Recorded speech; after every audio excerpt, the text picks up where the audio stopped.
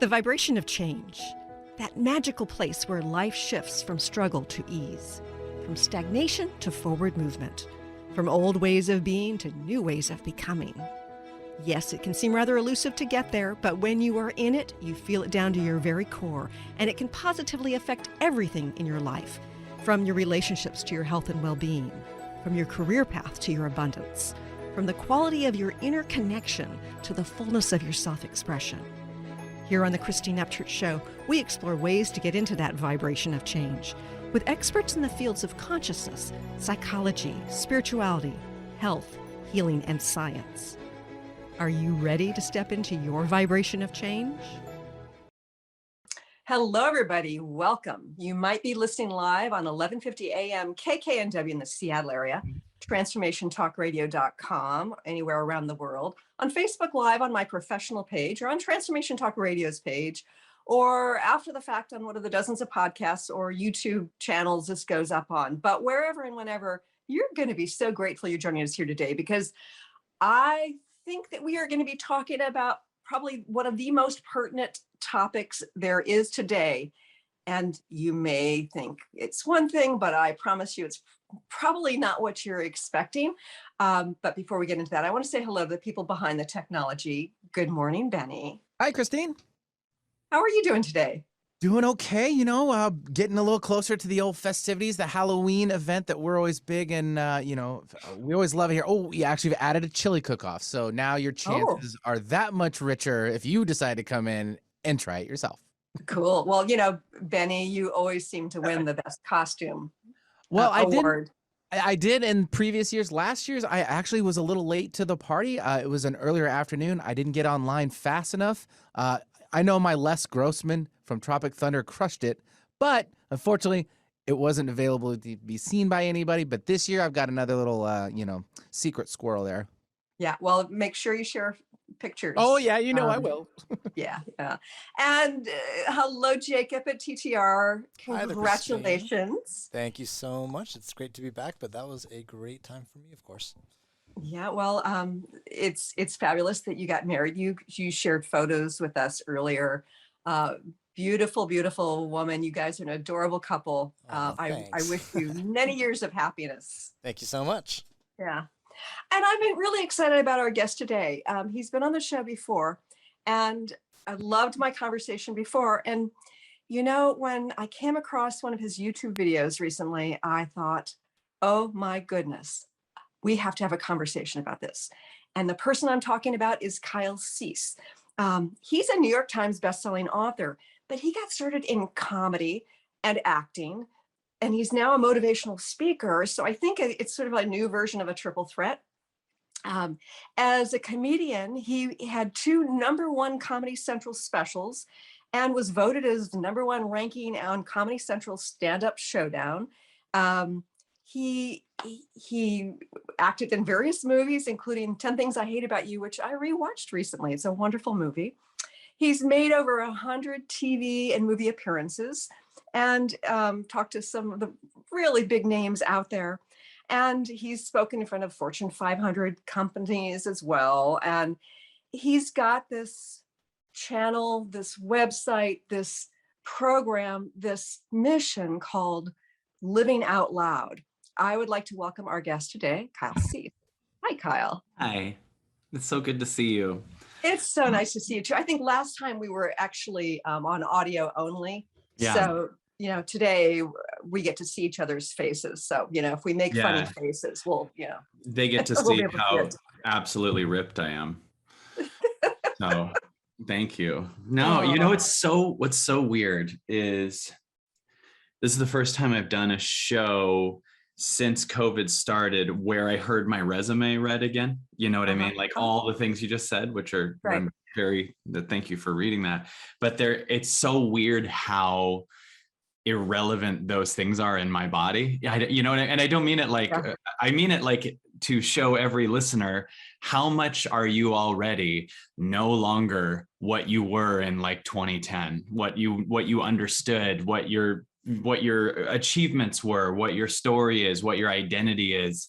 Like, you know, it's interesting. I just haven't, I forgot that I did like those movies and that Comedy Central career. I mean, I know they're there, but like, it is a different life. And I think part of the reason is because of what we're going to talk about today, which is our consciousness is rising rapidly. And when the consciousness rises rapidly, it purges old stories and identities and darkness and addictions and habits and everything else that's buried inside our body. So it's interesting because I'm like, if someone was to say, what's Kyle do now? I actually don't even know how to describe it, because I don't think it's motivation. I don't think it's, I mean, it hopefully is motivating, but it's kind of identifying, you know, what is happening from a universal view versus a specific political side, or like what the hell is going on in the world, right? And what's going on in the world is also going on with each of us. Like the same darkness is coming to light inside and in the world, right? So it was just interesting to like go back to kind of a linear timeline as you read my biography, right? It was a timeline. Right. You know what I mean?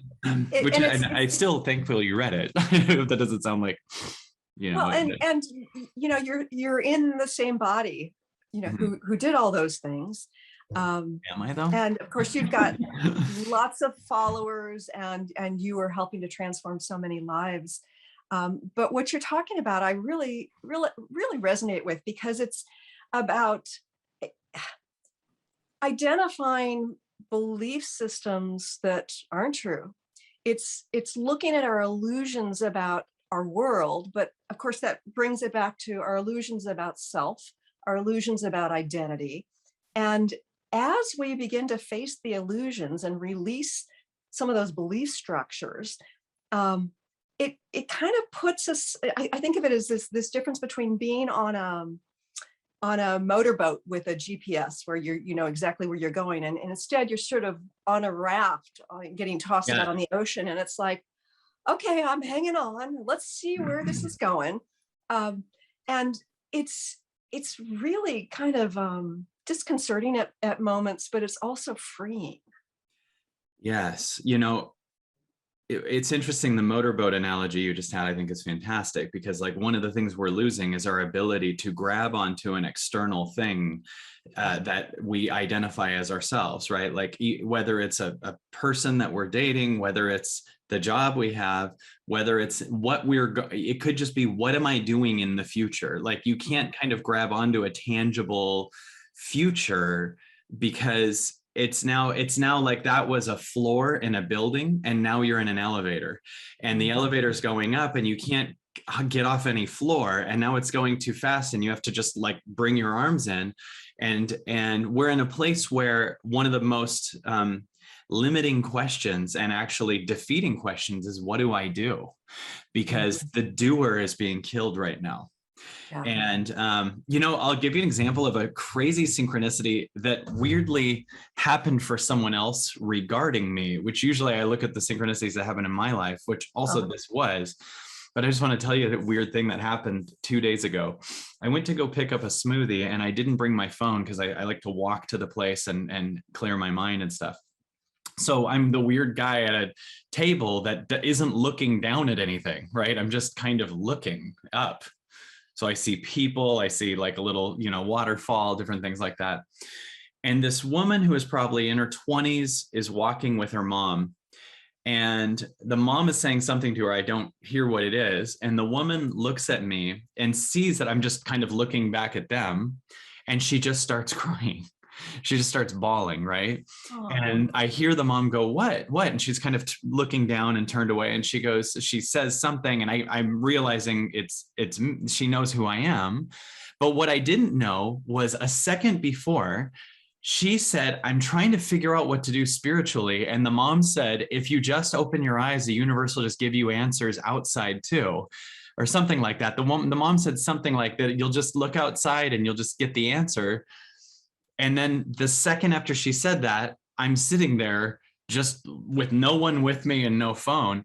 And she ended up sitting with me. And I told her all that's going on. And she's saying, I'm trying to figure out what to do with my life. And I said, we're at a place where what do I do doesn't work anymore.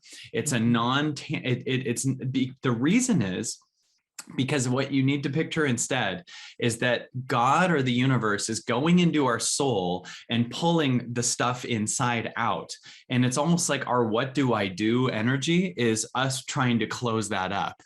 And there's a lot of people that we've learned in our spiritual world that we got to focus on the light and be in the light. Well, right now, the darkness is trying to come to light. So if you're in this fake positive, it's just to bury all the crap that's inside. And right now, the universe is trying to unveil to us who our media is, who our government really is, how deep and weird that goes. Like how, and then also weirdly at the same time, while it's coming up in the world, the deepest traumas from your past are coming up in your body. Mm-hmm. So you're just sitting here feeling all this weird crap come up, and you're seeing weird, the only difference between now in our world and 10 years ago was many more people are seeing what's true. In other words, there has been horrible things, human trafficking and weird, crazy things that have been going on. And Big Pharma always had a stranglehold on people, everything else. Yeah.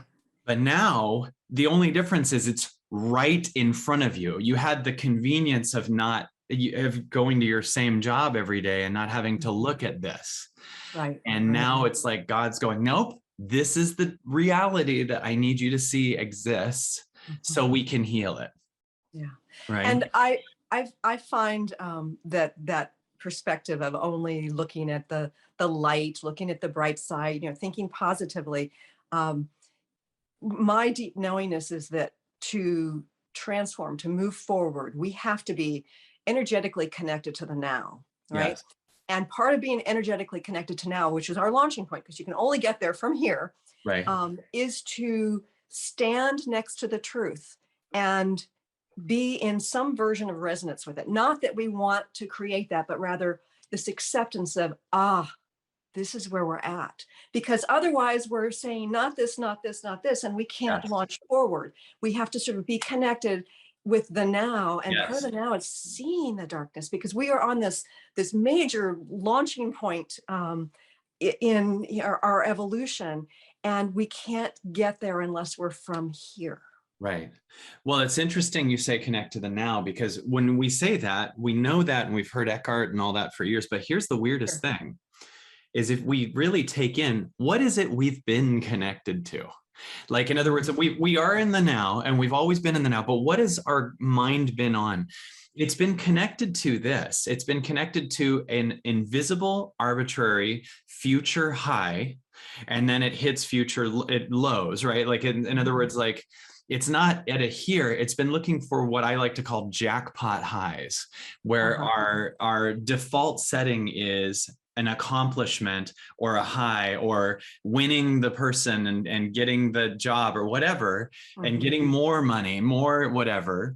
And so we were never here. We were actually attuned to being, instead of being at 0 point, we always need to be at 3 above it. And so we've been in this kind of bizarre, wobbly +3 and -3 depression. You get what I'm saying? And, right. Yeah. And all of that's contained within the 0 point now. And if we're in the now, right now, and we realize that if there is time, the universe is moving time its way right now. And we want to harmonize with the time at its pace, not our constant movie of a faster future that's really the escape of this time. So there's this incredible all-encompassing now that's right here that is going, if you want to be connected to this now and you want to really feel the connection to the now, we have to, first of all, kill off the part of you that's only about the high. And I have to bring to light the part of you that's been avoiding the low. And I'm going to make it painful. So as you sit and meditate and really listen to the now or connect with nature, you're going to feel trauma from when you were hit when you were a kid, or you're going to feel, a shame that's been buried in your body, or abandonment. It's coming to light. Weirdly, it is for all of humanity at the exact same time, because the world mirrors you. And so every time we're trying to escape to a positive right now, it just is going to make it way worse, because it's going, nope, whether you want it or not, you're on an operating table, and I'm going to pull the gunk out of your body that no longer serves you. And you keep trying to get up and run out the room to some positive thing. Well, that crap's still in your body, and I'm going to pull it out. And it's going to require shocking truths. It's going to require sitting with, it's going to require some people, I think, going crazy at discovering how much this is the matrix, and that none of this is what you thought. And it's crazy. Yeah. And I think that the thing that has either already been difficult for people who have been awakening during this time, or it's going to be incredibly difficult for those people once it sort of smacks them in the face, is that there is deep evil on this planet. And, as somebody who trained in healing, taught healing for many years, working in the light, it's the kind of thing where, I've seen entities come out of people before, I didn't believe in entities. There's darkness that's there, and I felt them come in, and it's like, well, even if it's not in my belief system, I'm seeing it. So therefore, maybe I need to change my belief system. And the same thing has happened with me relating to some of the stuff that's unfolded over the last year and a half, where I see, oh, this source that I used to trust is lying. They're lying a lot. Well, I knew they lied about this, but I would never have imagined they would have lied about that. It really is.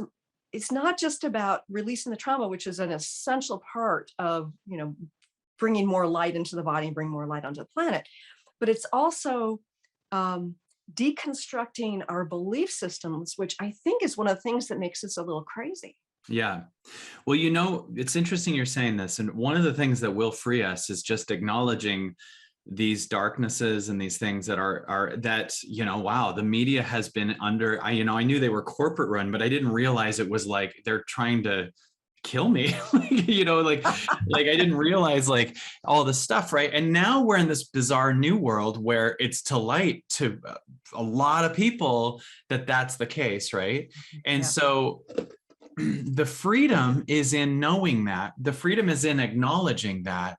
The freedom, because you'll notice the people that are the loudest, most non-open, I'm not judging anyone. I'm just saying that they're the ones that are still trying to stay within the narrative that, there's nothing going on.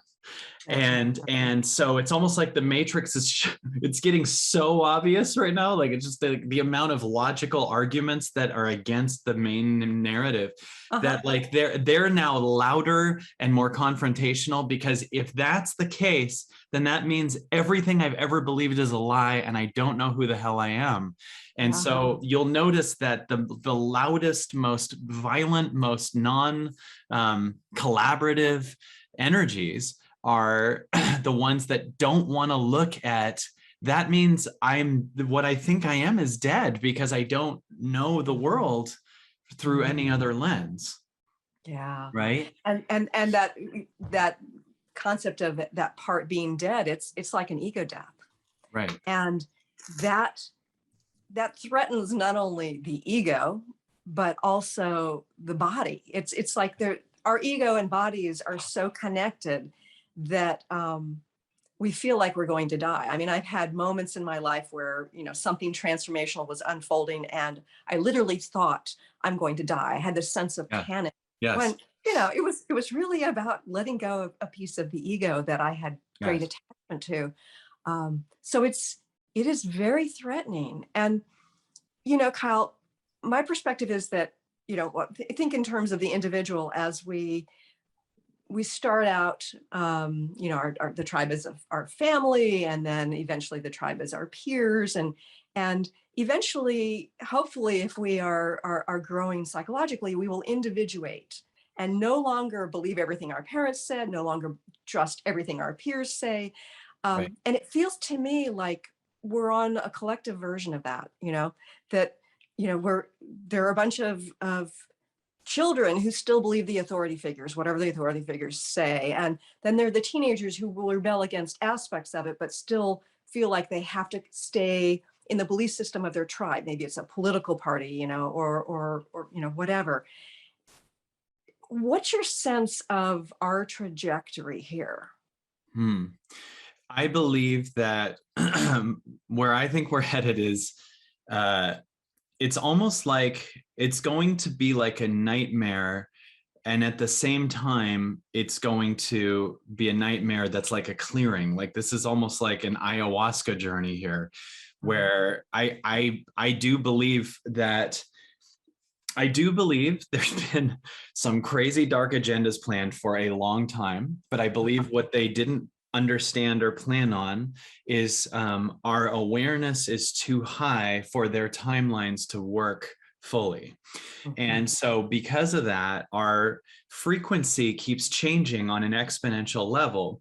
And you'll notice right now, if you try to plan, if I say to you right now, why don't we go to Hawaii in 6 months? You and I both know, we don't know if there'll be a Hawaii or a plane or anything. So we can't really make long-term plans. Well, the thing that's needed for heavy agendas to continue is a straight linear timeline that's goal based, right? And so what we have is this thing that wasn't fully planned on, I think, which is a great awakening.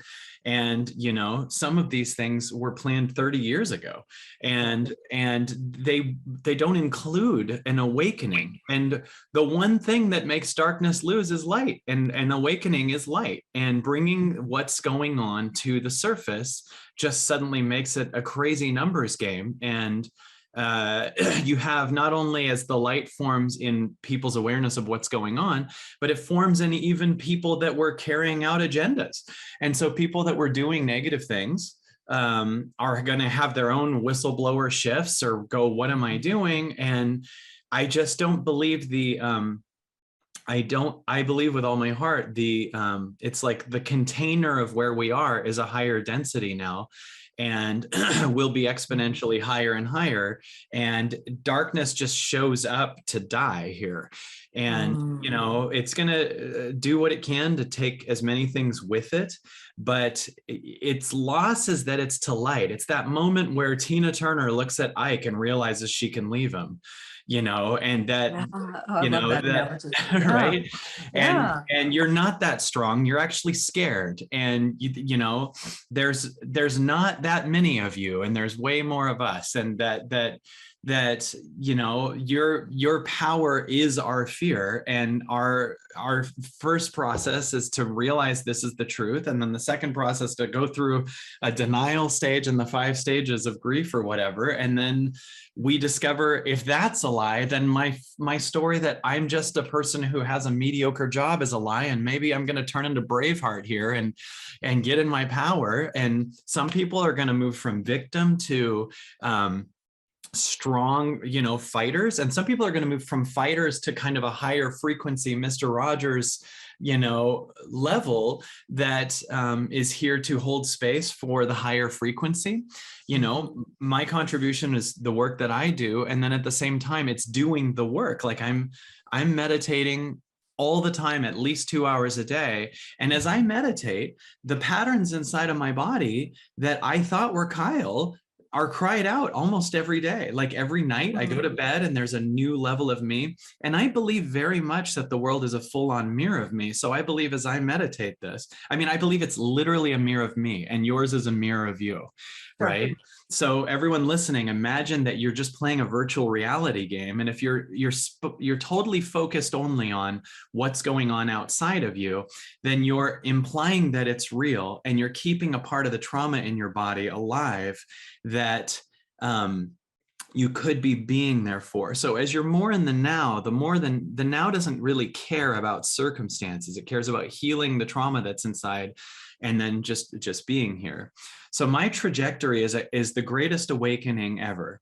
And, my trajectory also is a lot of loss. And a lot of that loss, are some of the things are work, and a lot of things that we actually didn't need. And some of it is going to be people close to us, and there will be a lot of loss. And then, we're going to have to find spirit and source on a level we've never seen before.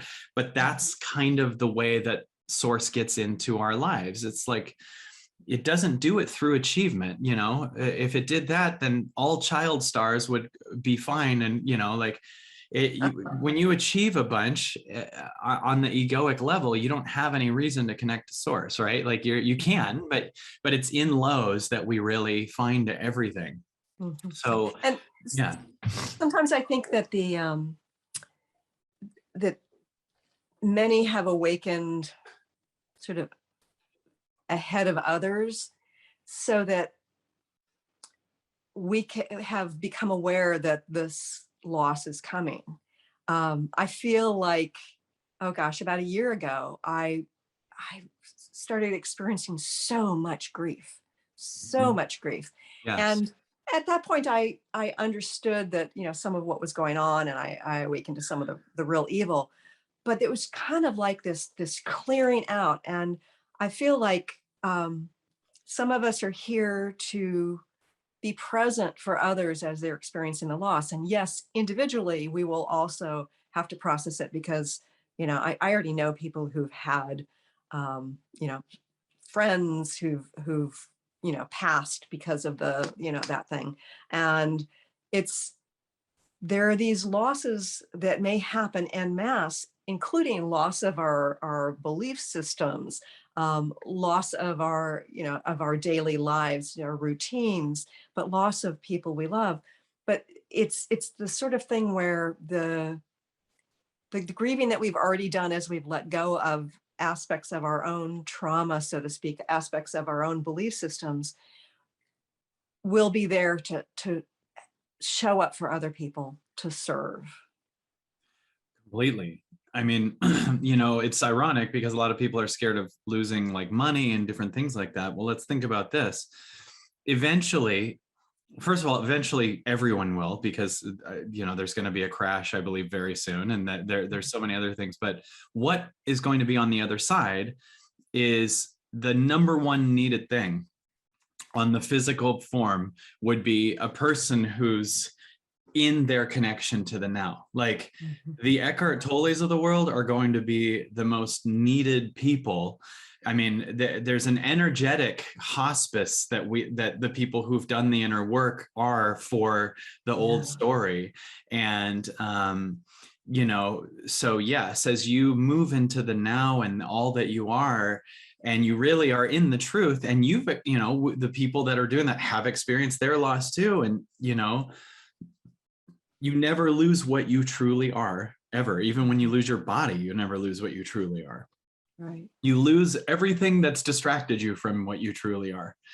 And, and obviously— There's a lot of attachment there. There's a lot of attachment to those things.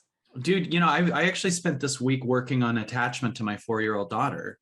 And I have a 4-year-old daughter who means the world to me. She's the most important thing in the world. And I actually was in a deep meditation and questioning if my stuckness to her creates any type of protection from ego and fear, which doesn't quite let God fully protect her, right? Like when you're protecting your kid and making it kind of about you, or there's more of a fear that you're nothing if something happened. That's of course that's the case, but at the same time, like, we want to create a space for us to be fully in our power to actually protect from a real place of love, right? And so I'm finding attachment in the most never looked at places of attachment, right? Like those are things that, well, with your kids, that's blah, blah, blah. It's like, Well, what am I saying when it's like I'm egoically going to protect or I'm stuck? It's like I'm saying, God, don't, like, I'm actually, you could be creating more harm, trying to, like, when you're in fear about everything that could go wrong with something. Yeah. Right. So like we're here to look at the little attachments that are everywhere and find the truest us that's arising from that, and still be in our magic for everyone else, but from a place of love, not fear.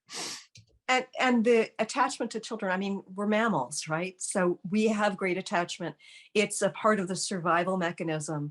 And also there's a soul connection with these souls that we birth, that we bring forth. And, you know, I've got 2 adult sons, and, you know, one of them has done that and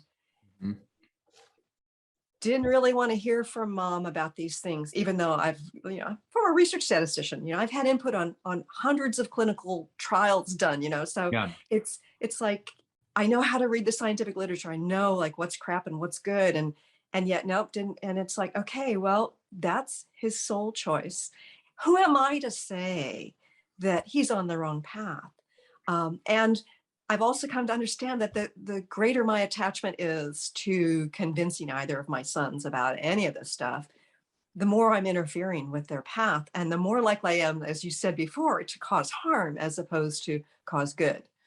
Well, you know, I think it's really big to really look at what is fear and what is love. Like when we're in a place of trying to show someone that literature, there's a level where we can do it from love, and then there's a level where we're doing it out of our own fear of what that would mean for us. And I can't imagine, you know, for you what it would be like with your son, but it's amazing if you can have the courage to go, even that, even though you were biologically tied together, even though, you know, he was born and you were handed oxytocin, and there's a bond there that's just so deep, to go, even that's attachment. Like maybe you're here to learn unconditional love and release, and say, you know, because I know for me and you, I know for me at least, when it sounded like for you in that example, like I'm working through a feeling of unseen, like, let me show you this, and, you know, don't you want to see it? And then I'm like, they don't care, right? Like that's the feeling in my body that I'm here to look through. And like, maybe I'm here to even heal the part of me that feels like I'm supposed to be seen a certain way. And is this even about only me showing them this literature, or is it me also slightly triggered that I can't convince my mom that I'm enough when I do the late night show as a stand-up comic? You get what I'm saying? Like, absolutely. And one of the things I had confusion about in terms of my role, it's like, you know, I've played a role in the healing realm and have shifted over the last few years in a variety of ways. And it's like, okay, so how am I supposed to show up next? Because I know that I'm here for purpose, and there are various ways I can show up. And I thought, well, okay, so I work in the consciousness field and I've worked in alternative healing, but I also have this background as a statistician. I've co-authored articles in peer-reviewed medical journals. You know, maybe I'm supposed to get the information out. And every time I've tried to do that, I've gotten pushback and disrespect. And it's like, okay, that's not my role. My role is to have that knowledge. So it sort of validates my knowingness about things, but I'm here to show up as people wake up to, I love how you put it, you know, the energetic hospice of letting their belief systems die and standing beside them. And it was this realization, and the attachment with my kids, you know, I've had to face that, and, you know, cleared that, you know, I'm still clearing that, I'm sure, in a variety of ways.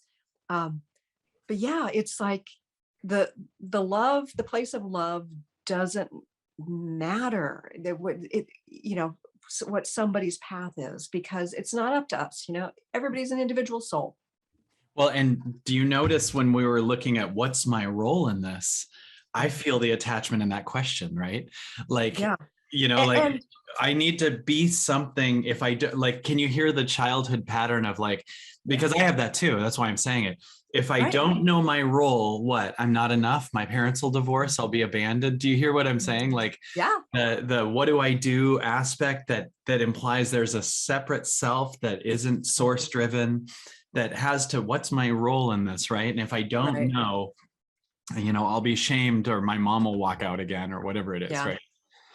And it's interesting because over the last year, oh gosh, I was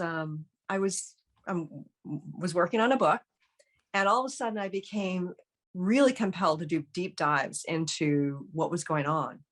And it's like, I wanted to get my book out there, and yet it's like, it's not important anymore. I mean, I think it will still be birthed completely, but for my stage of evolution, it was like, yeah, I have to let go of any attachment to that, because that's not where I'm at in this moment. I'm And not that, compelled to bring that forward.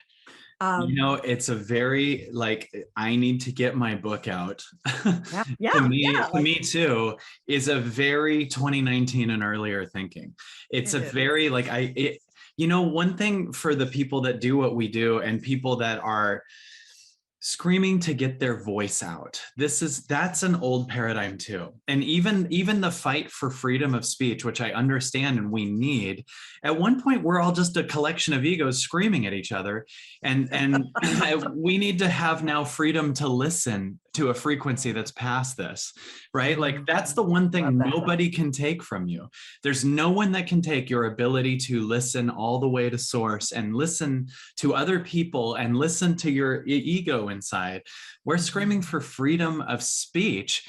I think we're done talking. I think all of us need to shut up for a while. You know what I mean? And like, Interesting. like that, even you, with the most important information for people very close to you, is realizing, I don't know that that's my role, because that's the upgrade. It's like, you and I are here. I mean, I'm still talking, but I'm receiving new content every day that is eliminating my old egoic need to say something, right? And I'm now upgrading my ability to hear even when I'm talking, right? And so it comes through channeling even more, but at the same time, like, I am here to hear so much more and get better at that, right? And because there's so much to hear right now, and whenever we're triggered, we're living in the ego's role of feeling unheard, so we're trying to be heard more than hear. Right. Yeah. Right. And the transcending of the ego is to hear more than be heard. Yeah. And I mean, I see with my own pattern growing up that I didn't feel seen and heard, and therefore, I got into teaching hundreds, like it's just getting my voice out there, so I can see that there was a part of it that was my soul carrot, but so much of it was being ego led. And and yet still some of us have soul saying, now's the time to show up. And it's not like, okay, what am I going to do next week necessarily? It's like, what am I inspired to do today to show up? Or even just now, right? Like, am I running a pattern, or am I listening? You know what I mean? Am I just in a deflection of with a pattern, which also might need to be played out more to show you more? Like, that's also fine if you're in a pattern, but when I wake up now, it's at least 2 hours of meditation.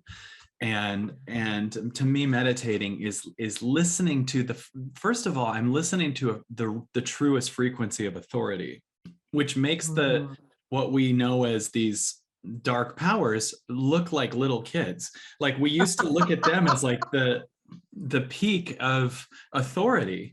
Right. And now I'm like, no, I'm connecting to a higher thing. So you look like it's shining a light all over you, and you look silly, and I'm feeling love for you to those people, And so, this is exciting. It's heavy, it's hard, but it's exciting.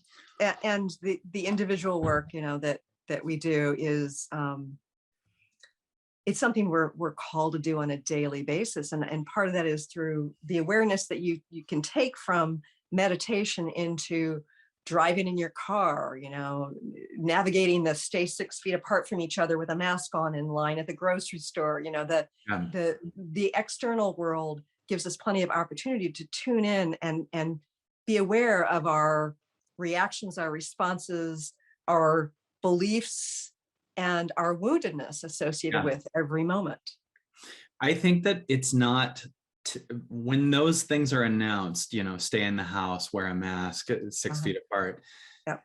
It's not being taken into account the spiritual aspect of the pattern shifting that we're going through. Like, in other words, the agenda might be to keep them contained or stop them from congregating together, or stop them from planning something, or whatever. But what it also is doing is making people, like, suddenly, when you go to a meditation retreat, you can't talk for 10 days, right? You go to we're all going inward. We're walking through the store with our faces covered, like really listening more.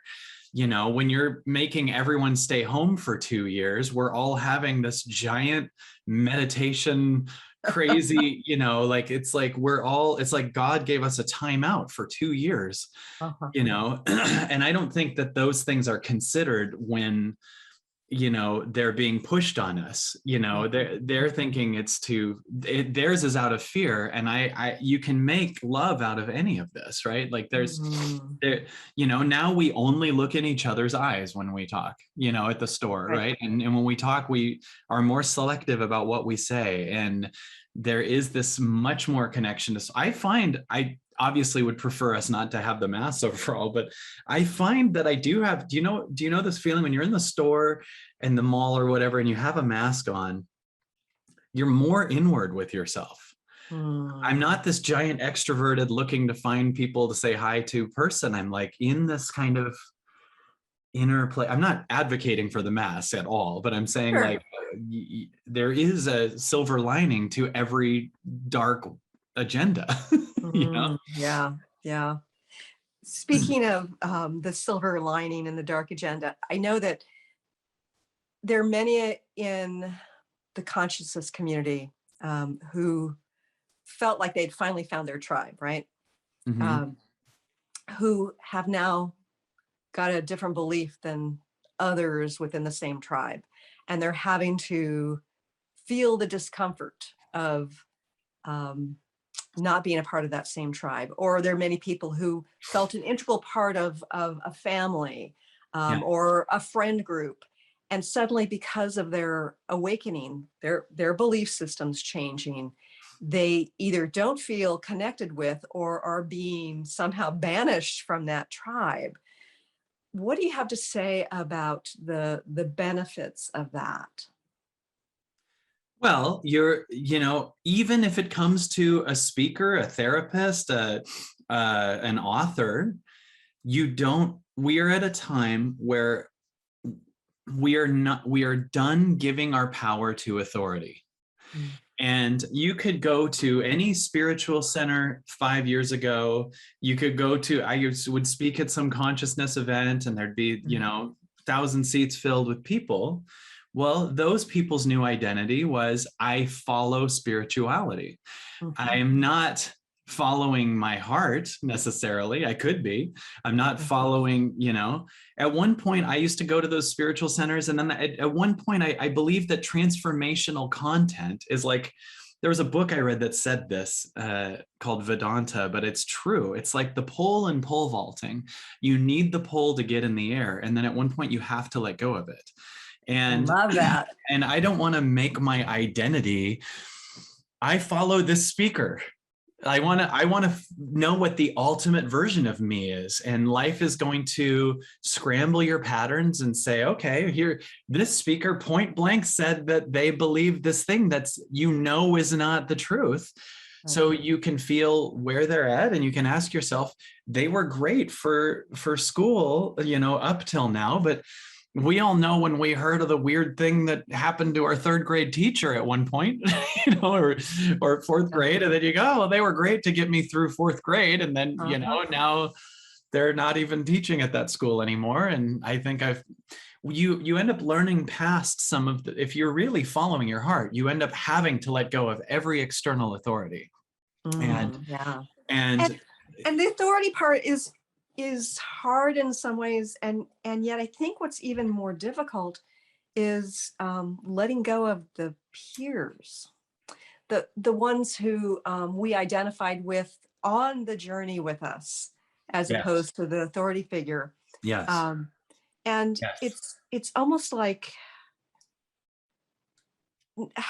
again, it's sort of like feeling like you're on that raft again. You know, you were on a motorboat there again, for a while with this tribe you connected with, and suddenly you're on the raft and you're by yourself, or and you see some other people hanging onto their rafts, but it can be a very lonely experience when you wake up.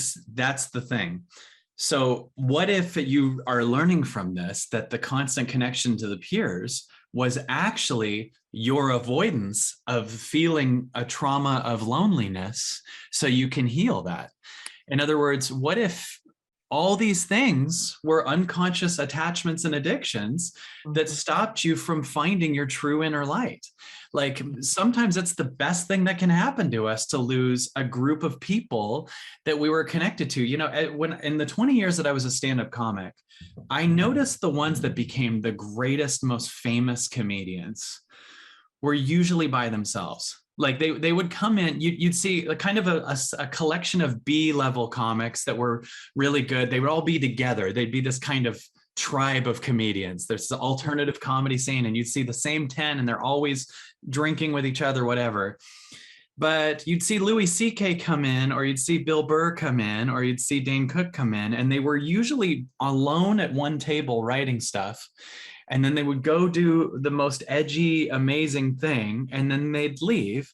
You know, Carlin was like that. Like all these like comics that were the best, it was like they were at the cutting edge with themselves. And you hear that with the greatest of everything. I was literally just working out to a motivational video and hearing how Kobe Bryant would show up so much earlier than the other players and then leave so much later. And same with Michael Jordan. And it's that being tied to the peers that stops you from your soul's edge. And if you live at your soul's edge, you'll still find a few peers that also live at their soul's edge. And I think you'll become permission for more people to do it.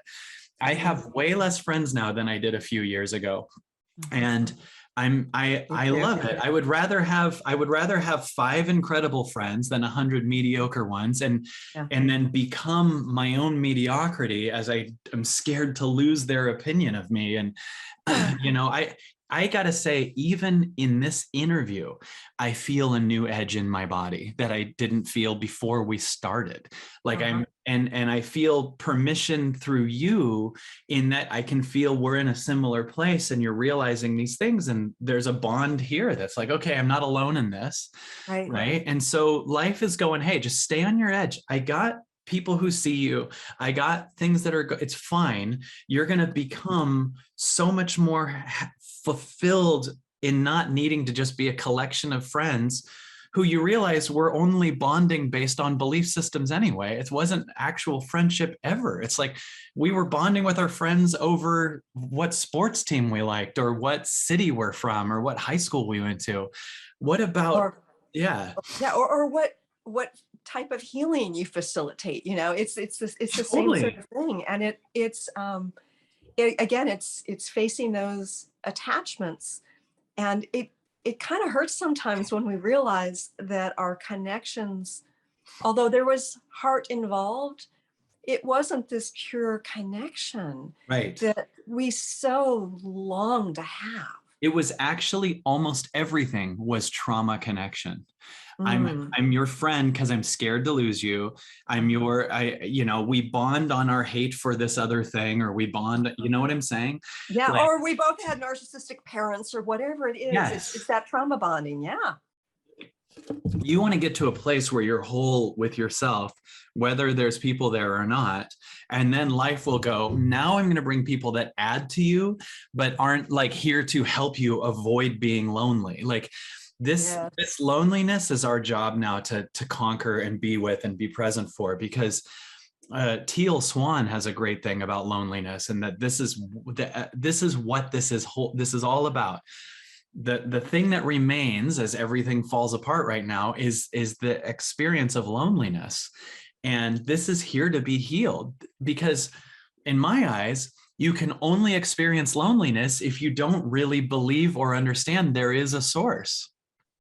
Right. If you're connected to spirit, there's no such thing as boredom or loneliness. Right. And It's interesting because for me, the ways in which I have felt lonely, and I've got some friends who still buy into the fear-based stuff and don't want to get together for a meal or whatever. Sure. It's been sort of interesting to see this unfold. But my loneliness has been less about connection with people and more about, are there other people out there who are seeing what I'm seeing? And for me, Yes. getting to connect with some people who are awake in the same way and who potentially can help me let go of more of my belief systems because they're more awake. I feel like, okay, there are other people, hanging onto their rafts and we're seeing the same ocean. Well, I'll tell you something really interesting. Let me tell you something.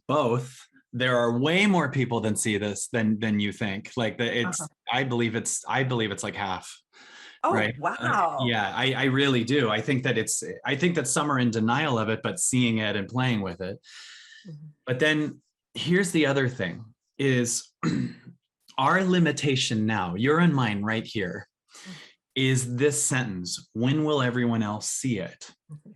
Because if the world is mirroring you, your declaration to the world now in the mirror is, I'm helpless until others see it.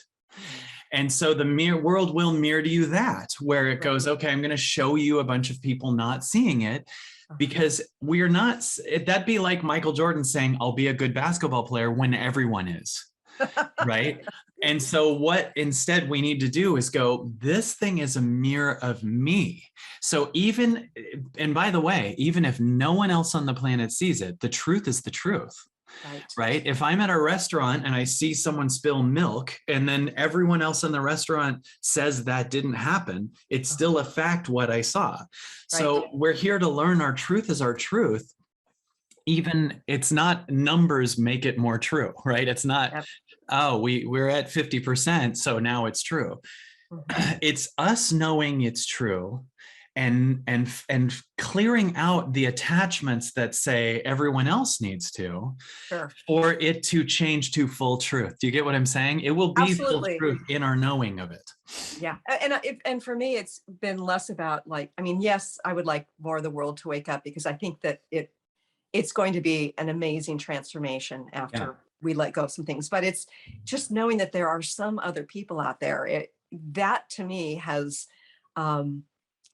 it has sort of filled that void that I felt, because truth is truth, and we can be fully connected to it or connect to it, sequentially. But there's something validating about knowing that there are others out there who are seeing some of the same stuff. And it's not about making it more true or not. It's about sort of the psychological connection that there are other people going through a similar process. Well, if you want to do an experiment to really look, because it's been covered from you, if you just go onto YouTube, okay, and you scroll down and you find any story that's a mainstream news story that's part of that agenda, right, that announces something, if you click that video and you look at the likes to dislikes, the dislikes are usually about 10 to 1. Do you understand what I'm saying? Oh, and they actually will edit those. Well, they can't keep up with it, because every story, like if I right now found one of those narratives and set one of those mainstream narratives that said, whatever, they're ready for the kids to get them, whatever. It's like, I sent an image to my friend today. It was, 474 likes to 4.4 thousand dislikes. And then the one, 239 likes to 1.8 thousand dislikes. So when you go down the comments, they're all our perspective. Right. So our remaining weakness is the belief that everyone needs to see that.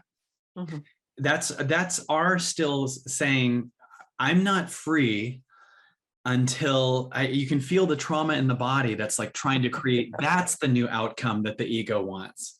And you got to trust that tipping point's on your inside and go, okay, I still have attachment to the world and still see myself as a small, separate being in a world, but what if this is the exact same as your dream? Okay. Imagine you're dreaming something. Every person in your dream when you're asleep is created by you. Right. So you're in this dream waiting for everyone in the dream to get something, but the you in the dream is also not you because the whole dream is inside of you. Right. Do you get what I'm saying? Right. So what we got to do is keep moving to our oneness, because I believe this whole thing is no different than you're dreaming this. And we're moving to a place of oneness that has no separation and is aware that the people who don't see it are trying to show you inside the things you don't see inside of you. And they represent that. And the ones that there's a part of us that's arguing really loudly, there's a part of us that's crying, that's a part of us, that's everything in the world right now. And we've run out of time. Kyle, what's your website so people can connect with you further? Yeah, evolvingoutloud.com or kylecease.com. If you go to YouTube and type in Kyle Cease, Kylecease, I put out about a video a week. But our best thing is we have a membership site where I do a Wednesday night call and I answer questions. We have different people that speak and do breath work. On Sunday, I do a exploring oneness talk that I think's my favorite thing I do there. And then I have all these great past events live, and it's $29 a month, which is nothing. And you're going to shift out so much stuff, so there's that. And you can just see, or you can go to YouTube and see all my stuff for free. And it's fabulous content. And Kyle, thank you for your presence, your showing up for yourself, which has this ripple effect for your reality, my reality, our reality.